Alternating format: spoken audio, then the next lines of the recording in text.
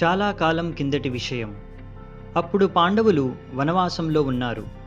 ఆ సమయంలో దుర్వాసముని తన వేలాది శిష్యులను తీసుకొని యుధిష్ఠిరుడు నివసిస్తున్న కుటీరానికి భోజనం చేయడానికి వచ్చారు. భోజనం సిద్ధమయ్యే లోపు స్నానం చేయడానికి అని నది వైపు వెళ్ళారు.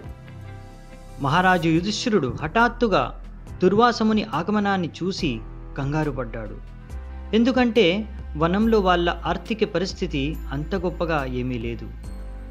ఈ పరిస్థితి నుంచి బయటపడే మార్గంగా ద్రౌపది దగ్గరకు వెళ్ళి ఆయన కష్టం మొత్తం ఆమెకు చెప్పాడు. ఈ విషయం తెలిసిన ద్రౌపది కంగారులో పడింది.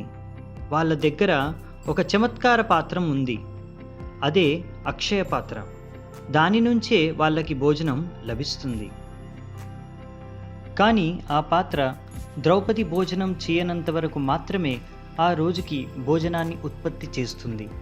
ద్రౌపది భోజనం పూర్తి అయిన తరువాత మరుసటి రోజు ఉదయము మాత్రమే మళ్ళీ భోజనం ఉత్పత్తి అవుతుంది.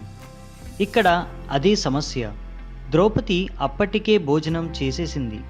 ఇప్పుడు వాళ్ళకి మరుసటి రోజు వరకు వేచి ఉండాల్సిందే. ఈ విషయంపై చింతిస్తూ కృష్ణుడిని తలుచుకుంది. కొద్దిసేపట్లోనే అక్కడ కృష్ణుడు ప్రత్యక్షమయ్యాడు.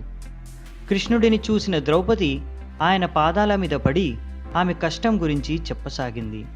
కానీ కృష్ణుడు అది మొత్తం వినకుండా నాకు కూడా ఆకలిగా ఉంది, ముందు నాకు భోజనం పెట్టు అని అన్నాడు. ఇది విన్న ద్రౌపది ఇంకా ఎక్కువగా చింతించసాగింది. ఎందుకంటే అప్పటికే దుర్వాసమునికి భోజనం ఎలా పెట్టాలా అని ఆలోచిస్తుంటే ఇప్పుడు కృష్ణుడు తనకు కూడా భోజనం పెట్టమని అడుగుతున్నాడు. అప్పుడు ద్రౌపది బాధపడుతూ తినడానికి ఏమీ లేదు అని చెప్పింది. ఇది విన్న కృష్ణుడు అక్షయ పాత్రని తన వద్దకు తీసుకురమ్మని ద్రౌపదిని ఆదేశించాడు. ద్రౌపది వెంటనే ఆ పాత్రని కృష్ణుడి ముందుంచింది. ఆ పాత్రలో కొద్దిగా ఆకుకూర ఒక మూలన అంటుకొని ఉంది. అది తినేసి కృష్ణుడు ద్రౌపదికి చెప్పాడు, నాకు కడుపు నిండిపోయింది, నాకు ఇప్పుడు సంతృప్తిగా ఉంది అని. ఇది విన్న ద్రౌపదికి ఆశ్చర్యం కలిగింది. ఇంత కొద్దిగా తిని ఎలా కడుపు నిండిపోయింది అని. కృష్ణుడు ఋషి దుర్వాసని తీసుకొని రమ్మని భీముడికి ఆదేశించాడు. అప్పుడు యుధిష్ఠిరుడు మరియు ఇతరు పాండవులు చింతించసాగారు, ఇప్పుడు భోజనం పెట్టడానికి ఏమీ లేదు కదా అని. అక్కడ దుర్వాసముని స్నానం చేసి నదిలోంచి బయటకు రాగానే ఎలా అనిపించింది అంటే ఇప్పుడిప్పుడే భారీగా భోజనం చేసినట్టు. పక్కనే ఉన్న శిష్యులను చూస్తే వాళ్ళు కూడా ఎన్నో రోజుల భోజనం ఒకేసారి చేసినట్టుగా ఉంది అని అన్నారు. దుర్వాసమునికి అర్థమైందేమిటంటే ఇక్కడ ఎవ్వరూ భోజనం చేసే పరిస్థితిలో లేరు అని. అప్పుడు వెంటనే వాళ్ళ శిష్యులను తీసుకొని అక్కడ నుంచి బయలుదేరి వెళ్ళిపోయారు. ఎందుకంటే ఒకవేళ భోజనం చేయకపోతే వాళ్ళ కోసం ఎన్నో వంటకాలను తయారు చేయించిన యుధిష్ఠిరుడు కోపానికి పాత్రులుగాక తప్పదు అని. కాసేపట్లో నది ఒడ్డునకు చేరుకున్న భీముడికి అక్కడ కమండలు మరియు కొన్ని వస్త్రములు తప్ప దుర్వాసముని మరియు ఆయన శిష్యులకు కనిపించలేదు.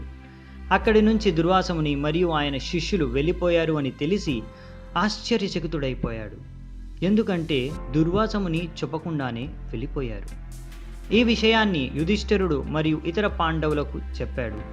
అప్పుడు యుధిష్ఠిరుడు కృష్ణుడిని అడిగాడు, ఒకవేళ అర్ధరాత్రి హఠాత్తుగా మళ్ళీ దుర్వాసముని వచ్చి భోజనం పెట్టమని అడిగితే మేం ఏం చేయాలి అని. అప్పుడు కృష్ణుడు చెప్పాడు, చింతించాల్సిన అవసరం లేదు, దుర్వాసముని యుధిష్ఠిరుని కోపానికి భయపడి వెళ్ళిపోయాడు అని. ఈ సంఘటన ద్వారా మనకు అర్థమయ్యేది ఏమిటి అంటే ఒక కృష్ణుడిని సంతృప్తి పరిస్తే చాలు, జగం అంతా సంతృప్తి చెందుతుంది అని. యస్మిన్ తుష్టిం జగత్ తుష్టిం.